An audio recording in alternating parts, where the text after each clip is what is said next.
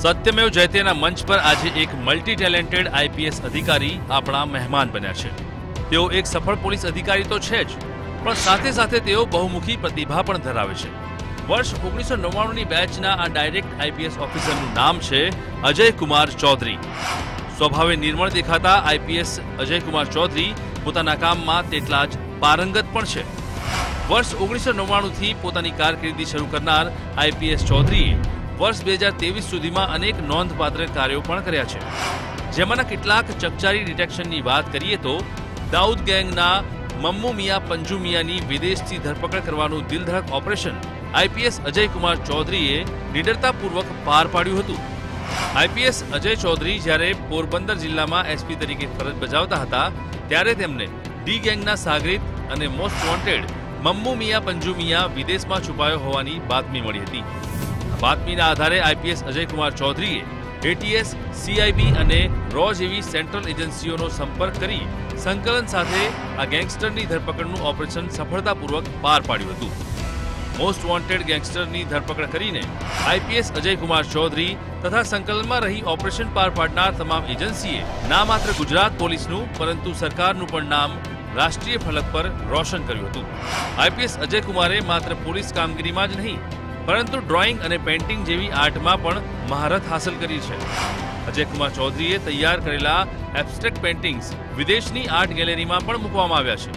ઉલ્લેખનીય છે કે આઈપીએસ ચૌધરીએ દિલ્હી આઈઆઈટીમાં અભ્યાસ કર્યો હોવાથી જનતાની સુરક્ષા અને આરોપીઓને પકડવા માટે તેઓ ટેકનોલોજીનો ભરપૂર ઉપયોગ કરે છે।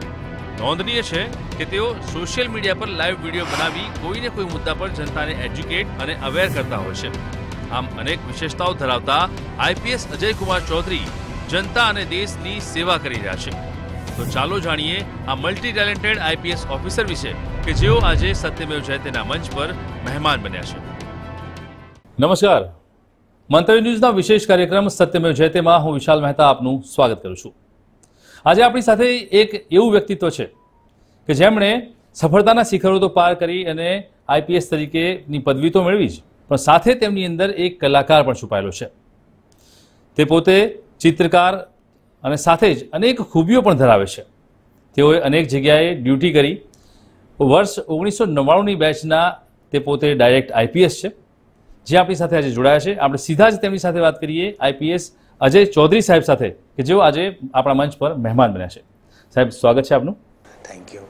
સાહેબ, આપણે વાત કરીએ જે રીતે વર્ષ 1999ની બેચના આપ આઈપીએસ છો, આપ ક્યાં રહેતા હતા અને કેવી રીતે સ્કૂલિંગ દરમિયાન આપણે આખો ગોલ બનાવ્યો કે તમારે યુનિફોર્મ ડિપાર્ટમેન્ટમાં જવું છે?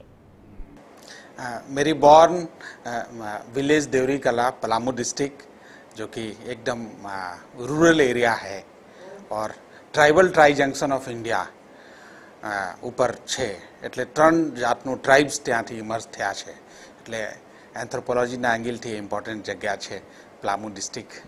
અને ત્યાં બોર્ન પછી સ્કૂલિંગ માટે બોકારો સ્ટીલ સિટી જે એક શહેર છે જ્યાં સેલનું મોટું સ્ટીલ પ્લાન્ટ છે, તો ત્યાં મારા ફાધર જોબ કરતા હતા, એટલે आई वॉज लकी कि बिहार और जैसे जगह पे एक बोकारो जो है वो स्टील प्लांट ना कारण एक वहाँ बिजली और एक सब चीज़ सुविधा वाली जगह थी, इसके लिए अपने मौका मिला स्कूलिंग। બોકારો સ્ટીલ હતું જેના કારણે બિહાર સ્ટેટમાં ઘણી બધી સમૃદ્ધિઓ મળી, ઘણા બધા એ લોકોને ઉપલબ્ધિઓ મળી। ખાસ કરીને સાહેબ એવું કહેવાય છે કે બિહારમાં જે વ્યક્તિનો જન્મ થાય છે અથવા તો જે વ્યક્તિ ભણતું હોય છે, નાનપણથી જ તેના મનમાં તેના મા બાપ દ્વારા અથવા તો પરિવાર દ્વારા એક વાત મૂકી દેવામાં આવે છે કે તમારે અધિકારી બનવું છે। આપના પણ મનમાં ક્યાંક મા બાપે એવું કીધું હતું એ સમયમાં કે આપણે નાનપણથી જ કે તમારે કંઈક અધિકારી બનવું છે કે આ રીતે આપણે આગળ વધવાનું છે? यस, इंटरेस्टिंगली मेरी मदर बोलती थी कि कुछ भी ऑफिसर बनो जो टोपी पहनने वाला होना चाहिए, जिसमें कैप पहनना पड़े, वैसा मतलब तो ऑफिसर बनने का एक इंस्पिरेशन वहाँ रहता है, specially IAS IPS officers. Sir, ये भी जानना चाहेंगे कि जिस तरह से आपने स्कूलिंग किया, तो स्कूलिंग कहाँ से किया, कॉलेज आपने कहाँ से की, आप क्या पढ़े हो? हाँ, स्कूलिंग केंद्रीय विद्यालय बोकारो स्टील सिटी में और 12th क्लास तक वहाँ से पढ़े। फिर ग्रेजुएशन आईआईटी दिल्ली बीटेक करने के लिए I was lucky to get admission in IIT. और उस समय बहुत थोड़ा टफ एग्ज़ाम भी होती थी, तो एक वीक तक तो हमको खुद भरोसा नहीं हुआ था कि आईआईटी में एडमिशन मरी गया है, એટલે आई was lucky in that sense. तो सर, एक तरफ आपने आईआईटी किया, कई बार ऐसा होता है कि आईआईटी करने वाले जो लोग होते हैं वो टेक्निकल फील्ड में जाते हैं या फिर कोई ऐसी खुद का बिजनेस खोलते हैं। आपने कैसे गोल बनाया था कि मुझे यूनिफॉर्म डिपार्टमेंट में ही जाना है या देश की सेवा करनी है? बहुत गोल तो मतलब एक ऑफिसर बनना है, और हाँ, और कोशिश किए तो ऐसा चांस मिला। और बहुत ज़्यादा प्लान तो नहीं कोई कर सकता, बिकॉज लाइफ में बहुत सारी फैक्टर्स रहती है, बहुत सारी वेरिएबल, लेकिन अपने कोशिश किए और आई एम फीलिंग लकी कि ये मौका मिला। और I thanks God for all this. 1990 batch से आज 2023 तक आपने देश की सेवा की है, कई सारी जगह पे आपने काम किया है। आपको कैसा लगा? और ख़ास करके मैं ये पूछना चाहूँगा कि ये सभी जगहों में ऐसा कोई केस है जो आपके जहन में आज भी है कि जिसका डिटेक्शन आपको अच्छा लगा हो या फिर आपको खुद को सेल्फ सेटिस्फेक्शन हुआ हो? हाँ, ये पिछले 99 से लेके अभी तक में सभी दिन बहुत ही इंटरेस्टिंग रहा है, सभी वर्क और बहुत अपॉर्चुनिटी मिला। और स्पेशली एक जगह पे एक बहुत नामचीन एब्सकॉन्डर 10 साल से एब्सकॉन्ड थे और इंडिया के बाहर थे, उसको हम लोग पकड़ के लाए, जो कि RDX लैंडिंग केस में था। और मम्मू मियाँ पंजू मियाँ, और तो पोरबंदर लैंडिंग केस तो 92 थी आप फरार हटो। तो 16 एजेंसीज हम लोग मिल करके इसमें सेंट्रल IB, ATS, रॉ, ये सभी मिल के, और आई वॉज SP, तो सभी को कोऑर्डिनेट करके उसको अबू धाबी से यहाँ हम लोग लाए थे 2005 के साल में। और उसको प्रोसिक्यूट किए हम लोग, और वो 10 साल से नाश्ता भरता था, डी गैंग ना मानस था। सर, डी गैंग का इंसान था, मम्मू मियाँ पंजू मियाँ एक बहुत बड़ा नामी क्रिमिनल था जिसको आपने पकड़ा, बहुत अच्छी बात है। नहीं, शुभकामनाएं आपको कि उस टाइम पे आपने ऐसा डिटेक्शन किया। पर थोड़ा वाकया जानना चाहेंगे कि कैसे आपको इन्फॉर्मेशन मिली, कैसे आप आगे बढ़े, उसको पकड़ के लाए, अचीवमेंट कैसे मिला? 2003 में SP पोरबंदर तरीके मेरे को जवाबदारी मिला। तो उस समय कुछ ऑफिसर और कुछ लीडर्स बोले कि लाना है तो उसको लाओ, पकड़ो। और उस समय के मतलब बहुत सीनियर लीडर थे, तो कहीं वो विजिट में आए थे, तो बोले उसका क्या है, उसको पकड़ो। तो मेरे दिमाग में एकदम से आ गया कि इसको करना है। तो उसका उस समय वो था कि वो डमी कॉल से कॉल करता था, पोरबंदर में वो बात करे तो रूट करता था, ऑस्ट्रेलिया थी फ़ोन रूट करे, तो कहाँ पे है वो लोकेट नहीं कर पाएंगे। फिर भी हम लोग प्लान बनाने लगे और सभी ऑफिसर्स फोकस्ड हो गए। फिर सेंट्रल IB से भी हम टच में थे, रॉ से टच में थे। तो कहीं न कहीं वो अबू धाबी में कोई बाबत में वो जेल चले गए। वहाँ जैसे ही जेल चले गए तो इन्फॉर्मेशन लीक हुई कि he is in a jail in Abu Dhabi. तो सेंट्रल रॉ के थ्रू, सेंट्रल IB के थ्रू अपने पास मैसेज आया कि ये वहाँ पे है। सो फिर हम लोग रिक्वेस्ट किए वहाँ के अथॉरिटी से कि ये आदमी चाहिए, हम लोग के यहाँ वांटेड है। तो लेकिन वो वहाँ बोलने लगा कि उसको जस्टिस नहीं मिलेगा इंडिया में और इनकाउंटर हो जाएगा या पुलिस ज्यादती करेगी। तो वहाँ के किंग बोले कि वहाँ किंगडम है, तो बोले कि इसके बारे में क्या है जो आप लोग मांगना चाहते हैं। तो हम लोग भेजे, तो बोले नहीं अरबिक में लिख के बताइए। तो फिर हम लोग उसको भेजे, तो ही वॉज सेटिस्फाइड कि ना बराबर है, ये पोरबंदर पुलिस को देना है इसको। तो वहाँ डिसीजन लिए। फिर सेंट्रल IB उसको पकड़ के प्लेन में बैठाई, ज़बरदस्ती बॉम्बे उतारी, बॉम्बे से बाई कार एक बहुत सीनियर ऑफिसर हम लोग रखे, बिकॉज डी गैंग कोई बड़ी क्रिमिनल एजेंस गैंग में काम किया है, तो हो सकता है रास्ते में कुछ हो जाए, उसको इनकाउंटर कर दे या कुछ कर दे। तो हम लोग लाइव लाना चाह रहे थे, तो we could bring him to Porbandar live. और वो अलग अलग गुना में 2 साल तक तो रिमांड पे ही रहे, 2 साल। और तो एक थोड़ा हाँ, यानी जिस तरह से ममू मियां पंजू मियां को आपने पकड़ा, डी गैंग का इंसान था, उस टाइम पे तो ऐसा था सर कि ये जो गैंग थी वो पुलिस पे भी हमला कर देती। कभी ऐसा जहन में नहीं आया कि हम पे या हमारी टीम पे कहीं हमला होगा? नहीं, तो उसकी पूरी तैयारी और पूरी इंथुजियाज्म और मोटिवेशन से काम करते हैं। तो साथ में सर ये भी जानना चाहिए कि जब वो पुरानी टेक्निक थी, जैसे आपने कहा कि ममू मियां पंजू मियां अलग अलग फ़ोन का यूज़ करता था, यानी वो प्रॉक्सी नेटवर्क का यूज़ करके फिर फ़ोन करता था डमी नंबर से, तो उस टाइम की जो टेक्नोलॉजी थी, आज की टेक्नोलॉजी, कितना फ़र्क है और उसकी वजह से पुलिस को कितना सपोर्ट मिल रहा है? हाँ, अभी तो मोबाइल फ़ोन का बहुत यूज़ है और इंटरनेट का है, तो इसके लिए करने के लिए जैसे साइबर क्राइम और उसकी यूसेज और उसके बारे में पूरी अपनी एक्सपर्ट एक डिपार्टमेंट ही बनाए हम लोग।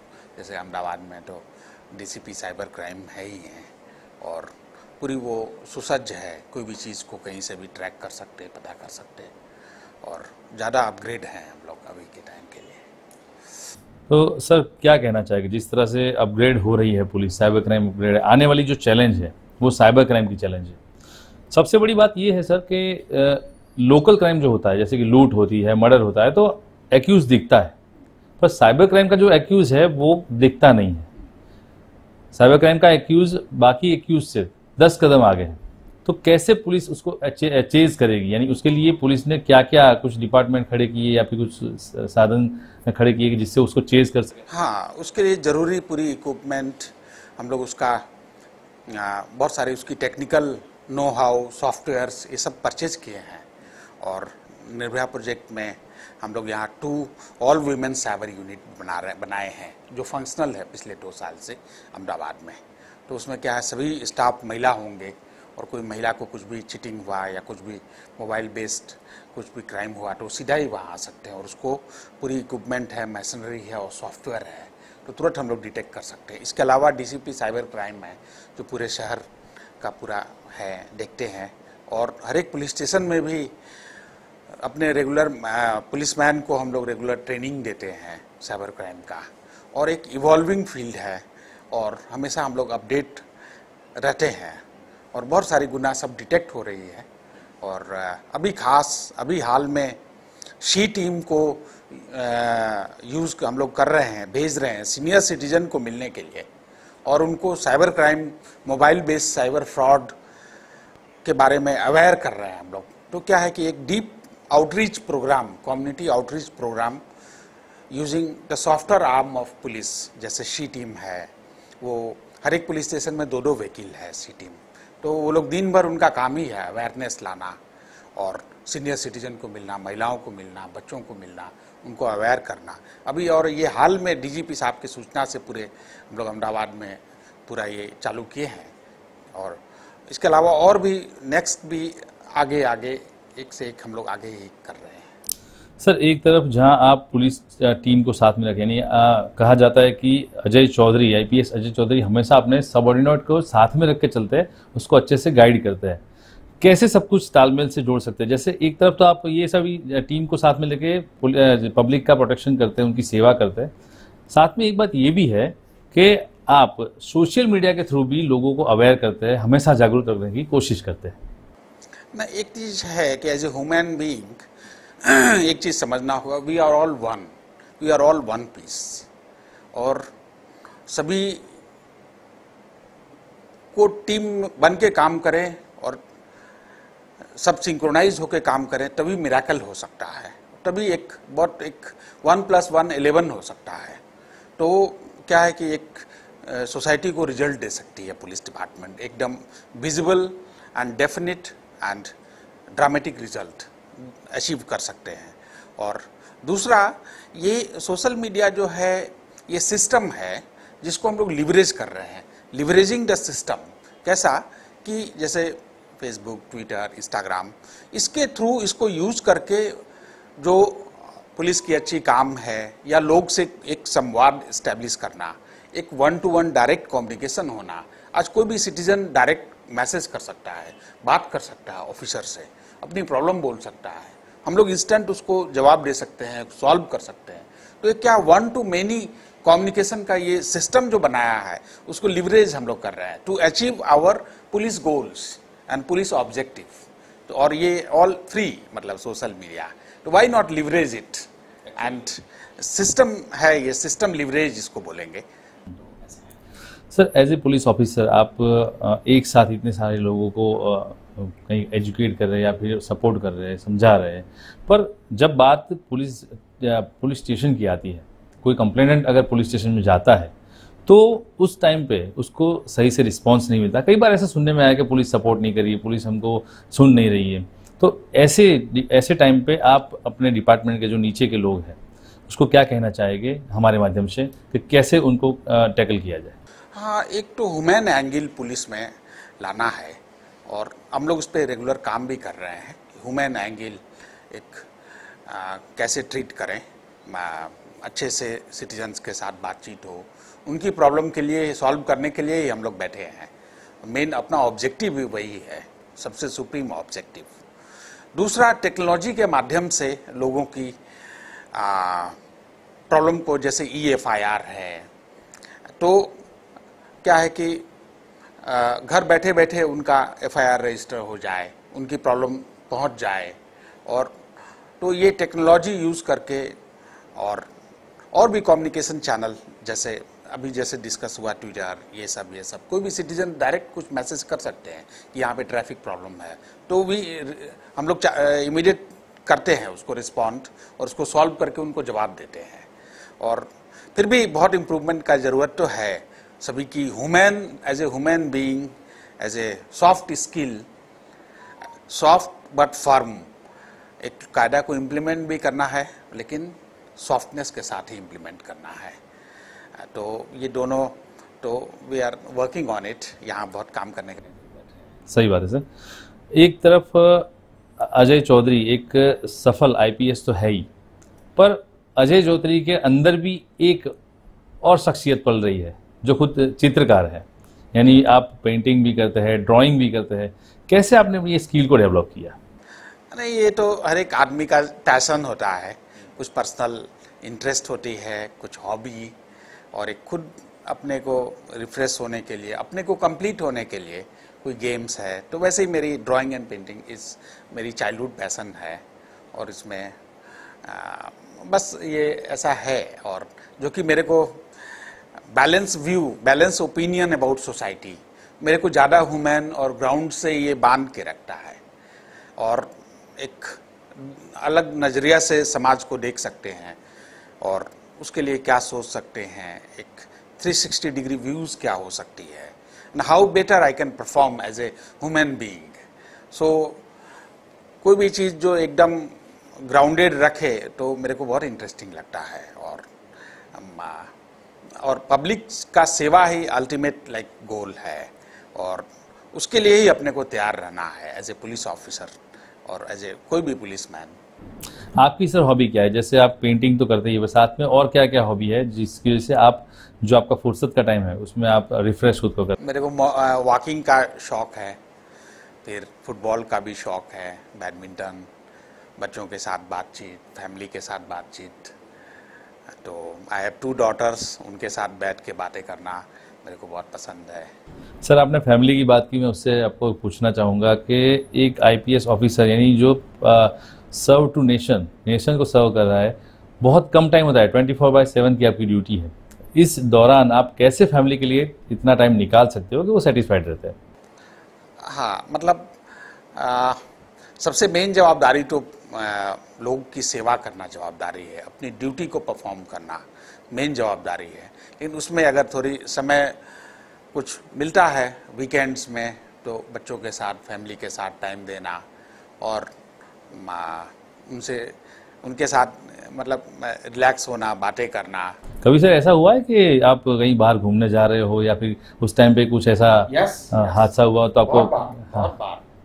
तो लेकिन I give lot of regard to my wife Deepshikha and 2 daughters, जो तुरंत सीरियसनेस समझ जाते हैं कि कुछ काम आया तो जाना पड़ेगा अभी। तो इसलिए जब काम नहीं रहता है तो थोड़ा काम कम रहता है तो I tend to spend time with them, कि थोड़ा उनको दे टाइम और ऐसा। यानी फैमिली का सपोर्ट मिले तो ही अच्छा काम कर सकते हैं। बिकॉज जॉब भी और फैमिली का सपोर्ट और ये तो बहुत ज़रूरी है, तभी कोई भी लाइफ में आगे बढ़ सकते हैं या कोई भी एक सफल जिंदगी के लिए जरूरी है। सर, जिस तरह से आप अपनी ड्यूटी कर रहे हैं, सोशल मीडिया ज़्यादा से ज़्यादा लोग अभी यूज़ कर रहे हैं, आगे का टाइम है वो साइबर का है, तो साइबर के रिलेटेड जो कई बार व्हाट्सएप पे या व्हाट्सएप यूनिवर्सिटी पे या फिर कोई भी सोशल मीडिया पे जो अफवाहें फैलती हैं जिससे बहुत बड़ा मास मिसगाइड होता है, तो क्या कहना चाहेंगे कि पब्लिक को कि ऐसे हालात में अगर कोई ऐसा मैसेज आप देखते हैं तो उसे कैसे वेरीफाई करें, या तो वेरीफाई ना करते उसको कैसे डिनाई करें, क्योंकि कई बार ऐसे हालात हो जाते हैं कि लोग मिसगाइड बहुत हो जाते हैं और उसकी वजह से बहुत सारी अफवाहें फैल जाती है और क्या खड़ा होता है। हाँ, एक तो है कि बहुत लिमिटेड यूज़ ही करें सोशल मीडिया का, और उसमें जो पोस्ट है या व्हाट्सएप पे कोई चीज़ सर्कुलेट हो रहा है तो तुरंत सही मानना सही नहीं होगा, उसको वेरीफाई करना ज़रूरी है। और हम लोग डेली हम लोग के पास टूल्स है, और अभी निर्भया प्रोजेक्ट में भी और उसके अलावा भी पूरी क्रॉलर है हम लोग के पास, जो इंस्टाग्राम, ट्विटर और फेसबुक पे जितनी पोस्ट अहमदाबाद में हुई है सबको क्रॉल करके वी फिल्टर आउट कि उसमें कोई ऑब्जेक्शनेबल तो नहीं है, कुछ चीज़ ऐसा नहीं है जो प्रॉब्लम सोसाइटी को, पीस को डिस्टर्ब करे। तो डेली हम लोग फिल्टर करते हैं और उसकी एनालिसिस करते हैं और उसमें जो प्रॉब्लमेटिक है उस पर एक्ट करते हैं। लोगों को चाहिए कि वो पूरा एंजॉय करें, सोशल मीडिया यूज़ करें, लेकिन पूरा भरोसा नहीं करें कोई फेक न्यूज़ पे। उसको नियरेस्ट पुलिस स्टेशन से पूछ सकते हैं और उसको वेरीफाई करे ही। और लेकिन साथ साथ ये फैसिलिटी है तो उसको मतलब for better life, for happy life ज़रूर उसको यूज़ करना चाहिए।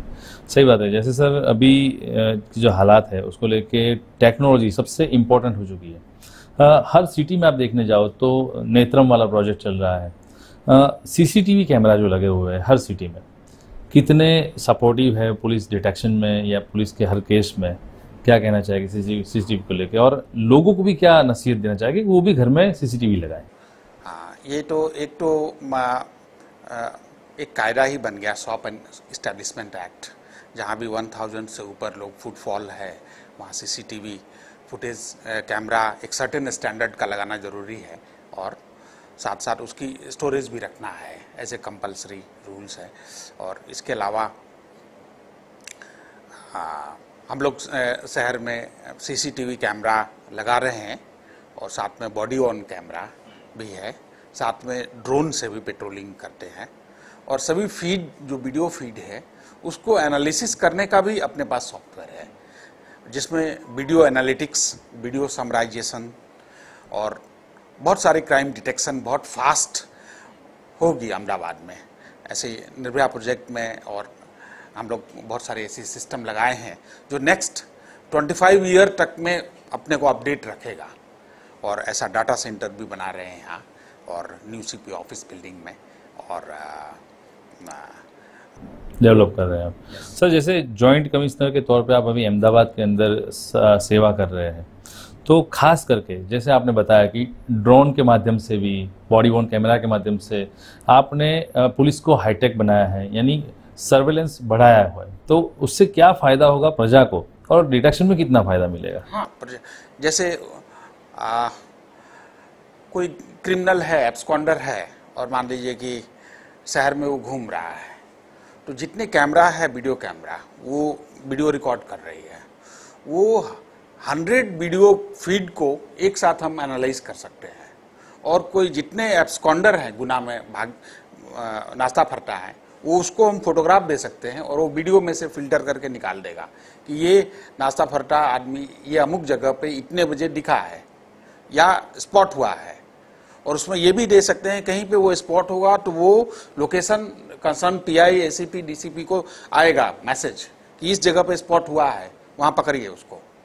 दूसरी, अगर कोई हेलमेट नहीं पहना है तो ये स्मार्ट कैमराज है, वो रीड करके दिखा देगा कि इतने लोग में से, क्राउड में से इतने इतने हेलमेट बिना हेलमेट के हैं, तो पुलिस ऑफिसर सीधा उसकी वीडियो रिकॉर्डिंग तो देगा ही, वीडियो रिकॉर्ड करके डीसीपी या पीआई को भेज देगा कि देखिए इस जगह का ये फीड है। तो ऐसा n नंबर ऑफ थिंग्स है। तो ये integrated and intelligent policing solutions इसको बोलते हैं, और इसमें फेस रिकॉग्निशन है। और विकसित देश में स्पेशली फ्रांस, लंदन, न्यूयॉर्क, जो विकसित देश की पुलिस है वो जो यूज कर रही है वो चीज़ हम लोग यहाँ पे, यानी अब जो विकसित देश का जो टेक्नोलॉजी है वो अहमदाबाद पुलिस और गुजरात पुलिस भी यूज़ करेगी। और अब ऐसा लगता है कि जैसे क्रिमिनल्स या जो लोग भी कानून का पालन नहीं करते उनका बचना नामुमकिन जैसा। Yes yes absolutely. सर साथ में ये भी पूछना चाहूँगा कि कई सारे लोग हैं, कई सारे अभी के नए पीढ़ी के जो स्टूडेंट्स हैं जो यूनिफॉर्म डिपार्टमेंट में आना चाहते हैं, आप जैसा बनना चाहते हैं, तो उन सबसे क्या कहेंगे कि अगर ये डिपार्टमेंट में आना है तो क्या सबसे ज़्यादा ज़रूरी है? आपको पहले तो बहुत मेहनत करना पड़ेगा, और बहुत मेहनत, डेडिकेशन, सेल्फ डिसिप्लिन, और साथ में मतलब गॉड विश भी चाहिए। और लेकिन अपनी मेहनत, सेल्फ डिसिप्लिन, फोकस्ड अप्रोच ये बहुत ज़रूरी है। सर एक आखिरी सवाल पूछना चाहूँगा कि आईपीएस अजय कुमार चौधरी, उनका खुद का ड्रीम गोल क्या है, कि वो क्या करना चाहते हैं? आप आईपीएस तो आप बन चुके, एक जाने माने ऑफिसर आप बन चुके हैं, पर ड्रीम गोल क्या है आपका खुद का सपना क्या है? लाइफ में हम लोग हमेशा इवॉल्व होते हैं अपनी थिंकिंग, और ये तो बहुत कुछ अभी करना है, अपने आप को इम्प्रूव करना है, दैट्स नंबर 1। अपनी स्किल सेट इम्प्रूव करना है, और रीडिंग करना चाहते हैं, स्पेशली सॉफ्टवेयर के बारे में, कंप्यूटर के बारे में, मतलब प्रोग्रामिंग के बारे में, और मोटिवेशन के बारे में, लाइफ के बारे में। एक लाइफ का ड्रीम, सेल्फ एक्चुअलाइजेशन तो रहता ही रहता है कि I should become the best version of my self. अभी तक जो कमी रह गया वो हट जाए, and I should become the best version of my self and very unique person in the world, one of a kind. तो देखिए गॉड कैसे पूरा करते हैं, अपनी मेहनत करेंगे। बहुत बहुत धन्यवाद आपका सर। तो આ હતા આઈપીએસ અજય કુમાર ચૌધરી કે જેઓએ પોતે આઈઆઈટી કર્યું છે ને, તેઓણે ના માત્ર પોતાના સેલ્ફ ડેવલપમેન્ટમાં પરંતુ એમના ડેવલપમેન્ટ સિવાય પણ રાજ્યની અને દેશની સેવા કરવામાં પણ ટેકનોલોજીનો ઉપયોગ કર્યો છે। આજે અમદાવાદ એટલું ડેવલપ થઈ રહ્યું છે અને ટેકનોલોજીના ઉપયોગથી જ્યાં પણ ક્યાંય ગુનેગાર ફરતા હોય તેને સીસીટીવી કેમેરાથી, ડ્રોનથી ડિટેક્ટ કરી લેવામાં આવશે। વાહનમાં જો ક્યાંક કોઈક વ્યક્તિ હેલ્મેટ નહીં પહેર્યું હોય અથવા તો નિયમોનું પાલન નહીં કરતું હોય તો તરત જ તેને ટેકનોલોજીની મદદથી શોધી કાઢવામાં આવશે, તેને દંડ પણ કરવામાં આવશે। એટલે ક્યાંક ને ક્યાંક પોતે જે ભણેલા છે તેનો ઉપયોગ આજે તે ડિપાર્ટમેન્ટની સેવામાં કરી રહ્યા છે।